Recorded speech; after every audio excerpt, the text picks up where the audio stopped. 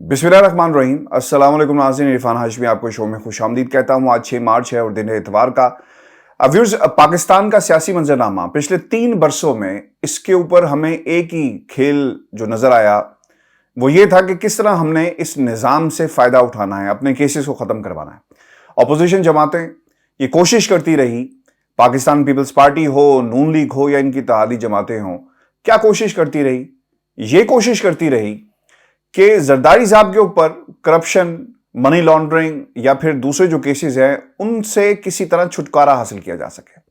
नून league ये कोशिश करती रही कि हाउस ऑफ शरीफ के ऊपर जितने भी मुकदमात हैं इन मुकदमात को खत्म करवाया जाए बाय हुक और बाय क्रुक। और जब हम बात करते हैं एक अदालतों के ऊपर चढ़ाई करने की, तो तरीकाकार क्या था कि आप जजेस को मिलाइन करना शुरू कर दें। उन्होंने एक पूरी सोची समझी जो साजिश थी उसे रचाया और फिर जो कुछ होता रहा वो आपके सामने है। लंदन से लेकर लाहौर हाई कोर्ट तक जो किस्से हैं अदालतों के वो आपके सामने हैं कि किस तरह रिलीफ मिलता रहा। तो ये एक स्ट्रेटेजी थी ऑपोजिशन जमातों की।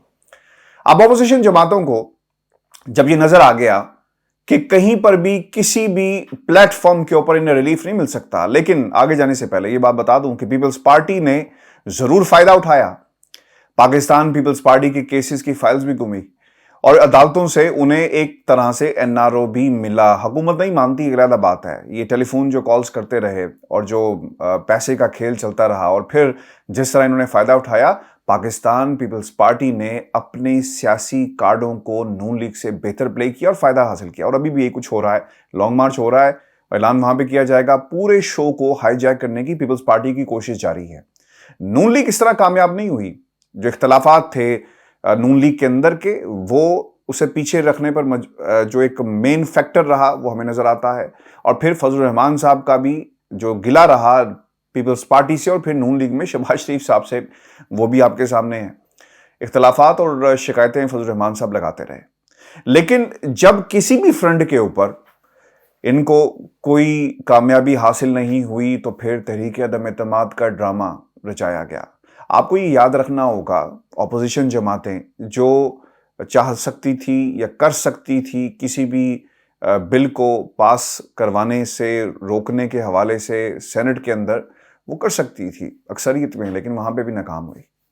तो आपको इससे अंदाज़ा हो जाएगा कि इनकी तैयारी कितनी है और तहरीक अदम एतमाद के हवाले से जो दावे किए जा रहे हैं उसमें सच्चाई कितनी है। तहरीक अदम एतमाद, इनके पास एक वाहिद रास्ता है जिससे इस हुकूमत को सफाया किया जाए और अपने खिलाफ केसेस को ख़त्म करवाया जाए। कानून को नया जितने भी कवानीन है जिसके हवाले से ये तनकीद भी करते रहे, क्या होगा कि ख़त्म करवाने की ये कोशिश ज़रूर की जाएगी। तहरीक अदम एतमाद एक वाहिद रास्ता था ऑपोजिशन जमातों के सामने। अगर ये कामयाब हो गई तो शायद ये उन तमाम केसेस से भी बच जाएं और अपने खिलाफ जो अपनी एक स्मूथ ट्रांजिशन चाहते हैं, एक नस्ल से दूसरी नस्ल तक मुंतकिल करना, ये भी कामयाब हो जाए। पाकिस्तान का जो सियासी मंजरनामा है, मैं मुतअद्दिद बार ये बात कर चुका हूँ कि हमारा सियासी निज़ाम इस वक्त एक ट्रांजिशन पीरियड से गुजर रहा है। नवाज शरीफ साहब चाहते हैं कि मरीम नवाज को ये एक मुंतकली हो जाए किसी तरह पूरी पार्टी की। शहबाज शरीफ साहब कोशिश कर रहे हैं कि मेरे बेटे को भी याद रखा जाए, मेरे ख़ानदान को भी याद रखा जाए और हमें भी एक दफ़ा फिर जाते जाते इस आखिरी इनिंग्स के अंदर कहीं शेरवानी पहनने का मौका मिल जाए।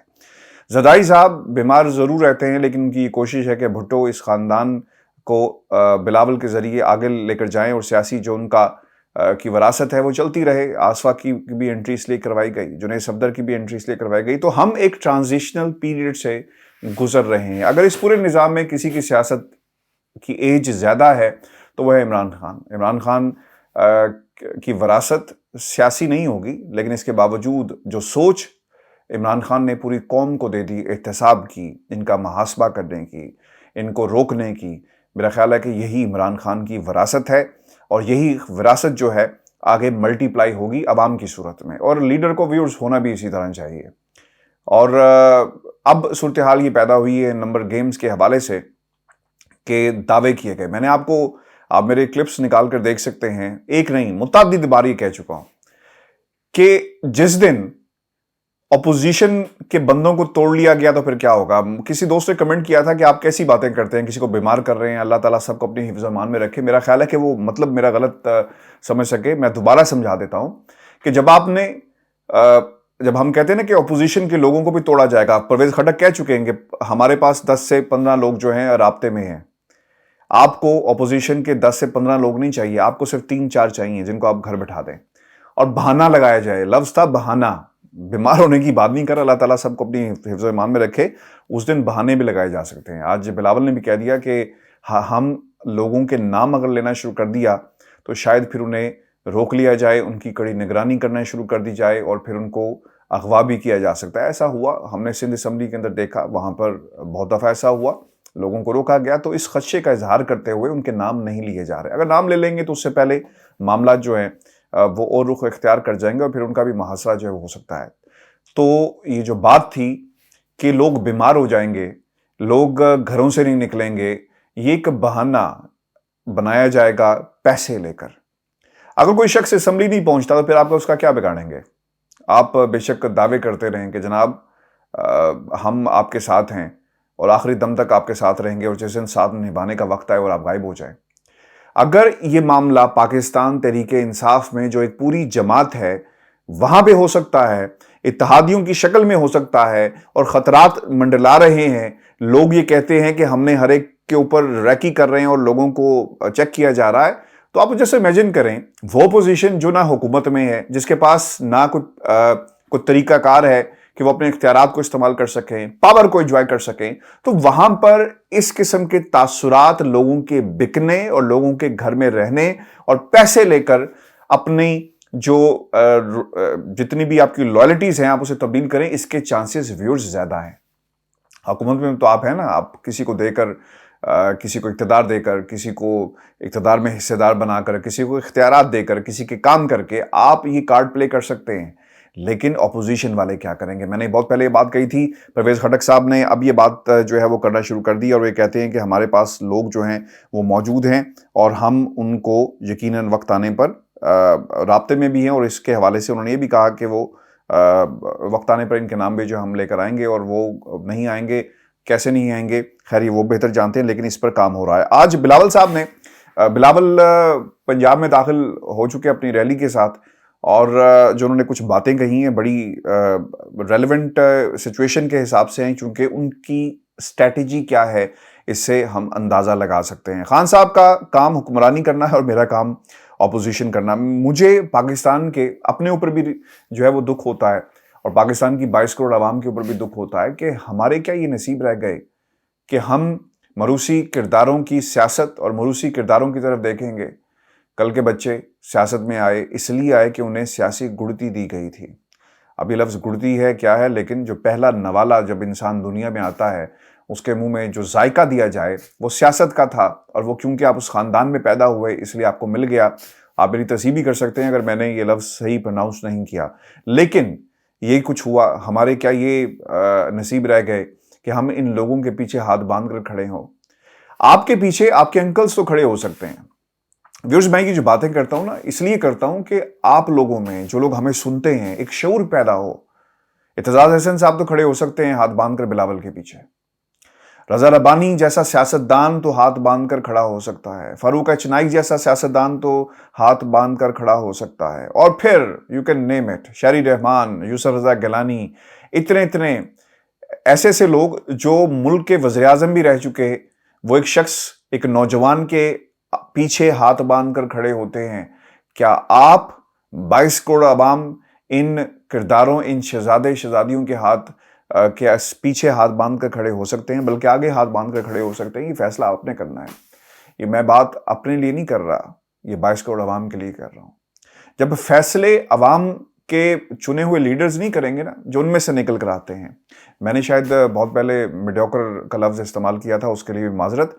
बोलते बोलते बाज़ बातें हम कह जाते हैं और जब जज्बात में हो तो बातें निकल जाती हैं। Middle class, Imran Khan belongs to a middle class, और मिडिल क्लास में से जब एक बंदा बाहर आता है तो किस तरह इन्हें बर्दाश्त होगा, किस तरह रियासत पंजाब के हुक्मरानों को बर्दाश्त होगा, किस तरह रियासत सिंध के जो वाली हैं उनको ये बर्दाश्त होगा کہ کوئی بندہ عوام کے اندر سے نیچے سے اوپر جائے تو ویورز یہ جنگ جو ہے یہ عوام کی جنگ ہے اور ان لٹیروں اور وڈیروں کی جنگ کے خلاف یہ جنگ ہے. اچھا، اور جو باتیں انہوں نے کیا کہی، میں باتیں کرتے کرتے ذرا جذباتی سا ہو جاتا ہوں کیونکہ میں نے ویورز ان لوگوں کو بہت قریب سے دیکھا ہے، اس نظام کو بہت قریب سے دیکھا ہے، تو اس لیے لیکن coming back to the point, Bilawal نے اور کیا کہا. بے نظیر کے خلاف عدم اعتماد غیر جمہوری اقدام تھا.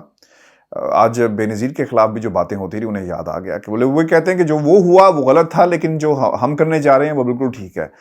یہ نوجوان بالکل ٹھیک جا رہا ہے، اس کی تربیت اسی طرح کی ہوئی ہے اور جو ہر غلط چیز کو صحیح کرنے پہ تلا ہوا ہے. مشترکہ اپوزیشن کا جو بھی فیصلہ ہوگا ہمیں قبول ہوگا، بالکل ٹھیک ہے. مشترکہ اپوزیشن آپ لیڈ کر رہے ہیں، دھوکہ دے رہے ہیں پاکستان کی اپوزیشن کی دیگر جماعتوں کو، نون لیگ کو آپ دھوکہ دے رہے ہیں. آپ مانیں یا نہ مانیں، ہائی جیک کیا جا رہا ہے اس پورے پروسیس کو. لانگ مارچ لے کر چل رہے ہیں، دوسری طرف لانگ مارچ کو بٹھا دیا گیا، تحریک عدم اعتماد پر کام کیا جائے اور اس کی تیاری کی جائے. لوگوں کو آپ نے اسلام آباد بھیج دیا. آپ 22 کروڑ عوام کو تو دھوکہ دیتے تھے، اب نواز شریف کو بھی دھوکہ دے رہے ہیں، شہباز شریف کو بھی دھوکہ دے رہے ہیں اور فضل الرحمان صاحب تو اب پچھلے 3 سالوں سے دھوکے کھانے کے عادی ہو چکے ہیں. جن حکومتی ارکان سے بات ہوئی ان کا نام بتا کر انہیں مسنگ پرسنز نہیں بنانا چاہتے، بالکل ٹھیک ہے. 4 جماعت پر سلیکٹڈ کا الزام لگایا جا سکتا ہے لیکن پیپلز پارٹی پر نہیں، کسی بھی جماعت پر. بالکل ٹھیک ہے. آپ نے تو ایک بار پھر اپنی جو محاذ تھا اسے اوپن کر دیا اور تنقید کی ہے نون لیگ کے اوپر. پھر آئندہ ہفتے اپوزیشن ان کی عدم اعتماد کی تحریک گھر چلی جائے گی. اچھا، یہ فواد چودھری صاحب بھی میدان میں کودے ہیں، بالکل ٹھیک ہے. فواد چودھری صاحب کو بھی میدان میں آنا چاہیے تھا اور فواد چودھری صاحب جو ہے اچھے حملے کر رہے ہیں، چھوٹے حملے ہی صحیح لیکن لفظی گولہ باری جو ہے وہ بھرپور طریقے سے کر رہے ہیں. کل انہوں نے کہا کہ یہ تحریک اعتماد ایک بچہ تھا جو گلیوں میں کہیں پہ گم ہو گیا. پھر فضل الرحمان صاحب کے حوالے سے یہ بات انہوں نے کہی کہ ان کے 48 گھنٹے اور بلاول کے 5 دن کاٹھ کا گھوڑا ثابت ہوئے. اچھا، اب یہ خیر لفظی گولہ باری جو ہے وہ جاری رہے گی لیکن اس سچویشن کے اندر ویورز ایک چیز بڑی امپورٹنٹ ہوئی ہے. چودھریوں کی سیاست سینٹر آف اٹینشن بنی ہوئی. چودھریوں کی سیاست سینٹر آف اٹینشن کیوں بنی ہوئی ہے؟ کیونکہ یہ بہت قریب ہے پاکستان کی اسٹیبلشمنٹ کے اور جو کوئی بھی یہ جس کی طرف ہوں گے پاکستان کی اسٹیبلشمنٹ بھی اس کی طرف ہوگی. تو یہ ایک بیسک بنیادی انڈیکیٹر ہے کہ پاکستان کے ادارے پاکستان کی حکومت کے ساتھ کھڑے ہیں اور کسی قسم کی کوئی شرارت کسی لیول کے اوپر نہیں کی جا رہی. اور اس لیے نہیں کی جا رہی کہ یہ پاکستان قومی سلامتی کے مفاد میں نہیں ہے. اگر تحریک عدم اعتماد کامیاب ہو گئی اور جس طرح کہا جا رہا تھا کہ کچھ فون گئے اور کچھ کہا جائے گا، دیکھیں اس کا ڈائریکٹ امپیکٹ پاکستان کے سیاسی حالات کے اوپر پڑے گا اور جب اندرونی حالات میں پڑے گا تو اس کا امپیکٹ جو ہے پاکستان کے جو انٹرنیشنل پلیٹ فارمز کے اوپر ہماری جو سچویشن ہے اس کے اوپر بھی پڑے گا. تو لوگ جو پاور کوریڈورز ہیں بہت ہی قریب سے اس پورے پروسیس کو دیکھ رہے ہیں. ہمیں یاد رکھنا ہوگا، یہ زور جتنا مرضی لگاتے رہیں لیکن ایسا نہیں ہوگا جس طرح کی خواہش کا اظہار کیا جا رہا ہے. ایک جو بات چودھریوں نے بڑی زبردست کی ہے اور اسے اپریشیٹ بھی کرنا چاہیے، ہر جماعت کے اندر بادشاہ سلامت کوئی بھی ہو، بیربل آپ کے پاس موجود رہتے ہیں. عمران خان کے حوالے سے بادشاہ سلامت نہیں کہنا چاہیے لیکن ایک بات ضرور ہے، وہ لیڈر ہیں اور 22 کروڑ عوام کے لیڈر ہیں. کوئی انہیں مانے، اپوزیشن انہیں مانے یا نہ مانے، لیکن عمران خان نے ان تمام لوگوں کو ایک ہی صف میں کھڑا کر دیا ہے اور وہ ہے ایسے لوگوں کی صف جو کرپشن زدہ ہیں، جو کرپشن سے پاک نہیں ہوں گے اگر یہ کوشش بھی کر لیں، اور اپنے مفادات کو بچانے کے لیے یہ سب کچھ کیا جا رہا ہے. عمران خان صاحب نے ان لوگوں کو جہاں پر ایکسپوز کیا وہیں پر انہیں اپنے اتحادیوں کی بات بھی ماننا چاہیے. چودھری پرویز الہی صاحب نے انہیں کہا کہ آپ کے ارد گرد جو بیربل موجود ہیں مشیروں کی شکل میں، ان کی بات پر زیادہ دھیان نہیں آپ نے دینا. تاریخ گواہ ہے کہ ہمیشہ سیاستدان ہوں یا پھر وقت کے بڑے بڑے مہاراجہ راجہ ہوں، انہیں ان کے غلط فیصلوں نے مروایا اور اس کے پیچھے ہمیشہ سے بیربل کار فرما رہے. جو ان کے مشیر ہیں، جو ایک خلیج پیدا کرنے کی کوشش کر رہے ہیں پاکستان تحریک انصاف اور میڈیا کے درمیان، انہیں سوچنا چاہیے، ریوزٹ کرنا چاہیے اپنی پالیسیز کو. کیونکہ عمران خان کا طریقہ کار یہ نہیں ہے. عمران خان لوگوں سے کہتا ہے سوال کرو میں تمہیں جواب دوں گا، کوئی پرچی لے کے نہیں جاتا. اور یہی بنیادی وجہ ہے کہ پوری دنیا کی اٹینشن عمران خان پر لگی رہی. عمران خان لوگوں سے یہ نہیں کہتا کہ ہاں مجھ سے یہ سوال کیا جائے، مجھ سے یہ سوال پوچھنا تم جا کر. وہ یہ نہیں کہتا ایون فیلڈ ہو یا حسن نواز کا دفتر ہو کہ صحافی پہلے اندر بیٹھتے ہیں، بریفنگ لیتے ہیں، پرچیوں پہ سوال لکھتے ہیں، باہر آتے ہیں، ایک پرچی صحافیوں کے پاس ہوتی ہے، دوسری پرچی نواز شریف صاحب کے پاس ہوتی ہے، پھر وہی سوال کیا جاتا ہے، آؤٹ آف جو ٹیکسٹ ہے وہ کوشچن نہیں پوچھا جاتا. تو یہ عمران خان کو اس کی ضرورت نہیں ہے. یہی وتیرہ، یہی طریقہ کار میرا خیال ہے کہ ہر لیول کے اوپر اپنانا چاہیے. اور یہ پرائم منسٹر پاکستان عمران خان کی جو پالیسی ہے میڈیا کے حوالے سے، جو آپ کے کرٹک ہوتے ہیں نا ویورز، جو آپ پہ تنقید کرتے ہیں، انہیں بالکل سامنے بٹھانا چاہیے. انہیں کہنا چاہیے پوچھو سوال، تاکہ انہیں موقع ہی نہ ملے کہ وہ تنقید کر سکیں، باہر جا کر غلط باتیں پھیلا سکیں، بات سے بات بنا سکیں. اور یہ اس وقت زیادہ ہوتا ہے جب آپ کے درمیان خلیج آ جائے اور پھر آپ کے درمیان مس کمیونیکیشن نہ ہو. آپ سوال کریں، آپ کو جواب ملے گا. عمران خان صاحب کو اپنے ایسے مشیروں سے دور رہنا چاہیے جو خلیج پیدا کرنا چاہ رہے ہیں. اور چودھری پرویز الہی صاحب نے یہ جو بات اٹھائی ہے میرا خیال ہے کہ بہت ہی زبردست ہے. ویورز، دوسری جو امپورٹنٹ خبر ہے، اور یہ اس لیے امپورٹنٹ خبر ہے کہ اس کی ایک اپنی بڑی سگنیفیکنس ہے. وزیر اعلیٰ گورنر خیبر پختونخوا اور کور کمانڈر پشاور جنرل فیض حمید دھماکے میں شہداء کے ورثاء سے اظہار تعزیت کے لیے گئے.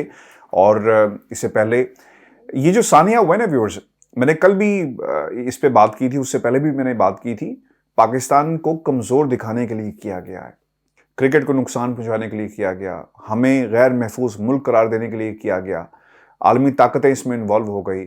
اسی طرح جس طرح عمران خان کی حکومت کو گرانے کے لیے عالمی طاقتیں اس وقت اپنا زور لگا رہی ہیں. امریکہ بہادر نہیں ہے، ڈر پھوک ہے. اس نے اپنی ایک ڈپلومیسی کو سائیڈ پہ رکھے ایک پراکسی وار کا جو راستہ اپنایا ہے، اس کے اوپر آج بھی کار فرما ہے.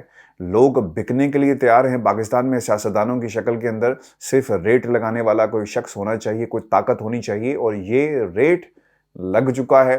میں آپ سے جو باتیں پچھلے 1-1.5 سال میں جب سے یہ حکومت اور جب سے ہم نے یہ سلسلہ شروع کیا، جتنی بھی میں آپ کے ساتھ کرتا ہوں، میں نے ایک چیز بڑی ویورز نوٹ کی اور میرے پاس مصدقہ اطلاعات بھی موجود رہی کہ پاکستان کی بیوروکریسی کے اندر بھی ایسے لوگ موجود تھے جو ہمیشہ امریکہ نواز رہے.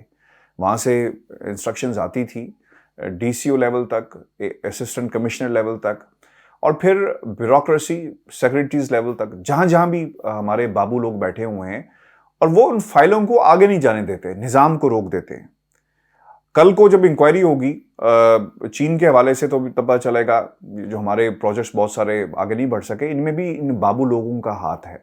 تو بیوروکریسی کے اندر اگر امریکہ اس لیول تک پہنچ کر فیصلے کروا سکتا ہے کچھ بھی دے دلا کر، تو پھر آپ اندازہ کریں کہ سیاستدان تو ہمیشہ تیار رہتا ہے بکنے کے لیے. کور کمانڈر پشاور فیض حمید صاحب کا باہر آنا ایک بہت بڑا جسچر ہے، ایک پیغام تھا ان لوگوں کے خلاف. یہ صرف ان شہداء سے نہیں ملے، بلکہ انہوں نے پوری سیاست کے جتنے بھی یہ بادشاہ ہیں انہیں پیغام دے دیا کہ ہم ابھی موجود ہیں. وہ لوگ جو ہمیں کہتے تھے کہ ہم پھر اس شخصیت کا نام لیں گے، ان کی اپیرنس ہونا بہت ہی ضروری تھی. عوام کے سامنے آنا، عوام کے ساتھ بیٹھنا، ان کے دکھ میں شریک ہونا، میرا خیال ہے کہ ایک بہت ہی پازیٹیو میسج گیا. فیض حمید صاحب کی اپیرنسز مزید بھی ہونی چاہیے اس موقع پر. چلیں اگر فیوچر میں نہیں بھی ہوتی، لیکن یہ جو ٹائم تھا اظہار یکجہتی کا اور تعزیت جو کرنے کے لیے گئے، یہ صرف ان لوگوں کے ساتھ اظہار یکجہتی نہیں تھا، بلکہ یہ ان لوگوں کے خلاف ایک پیغام بھی تھا جو فیض حمید صاحب کے جنرل فیض حمید صاحب کے حوالے سے بہت ساری باتیں پھیلا رہے ہیں، اور آرمی کے درمیان ایک رفٹ پیدا کرنے کی کوشش جو ہے وہ کی جا رہی تھی. ایک پازیٹیو اور سٹرونگ میسج ان طاقتوں کو بھی گیا. ان طاقتوں کو تو نہیں کہنا چاہیے، کریکٹرز کو بھی گیا، کرداروں کو بھی کیا، جو یہ سب کچھ کرنے پر تلے ہوئے ہیں. ویورز، یہ آج کی ہماری ویڈیو ہے. آپ نے کمنٹس ضرور بھیجیے گا. انشاءاللہ اگلی ویڈیو کے اندر میں آپ کو بتاؤں گا کہ جو شخص لندن میں بیٹھ کر تقریریں کرتا رہا، یہ تقریریں کیا تھی اور یہ کردار کون تھے جنہوں نے پاکستان کے اندر اپنی سیاست کو چمکانے کے لیے، اپنے آپ کو دوبارہ زندہ کرنے کے لیے کس طرح اپنا سیاسی ضمیر بیچ دیا. یہ کہانی ہم آپ کو سنائیں گے. اور قوم کی یادداشت بہت کمزور ہے، ان لوگوں کے لیے بھی، پاکستان کے طاقتور حلقوں کو بھی یاد کرانا ہوگا کہ یہ لوگ آپ کے بارے میں، آرمی چیف کے بارے میں، فیض حمید ISI چیف کے بارے میں ان لوگوں کے کیا کہنا تھا. یہ بھی ہم آپ کے سامنے رکھیں گے. اپنے کمنٹس بھیجیے گا. اجازت دیجیے. اللہ نے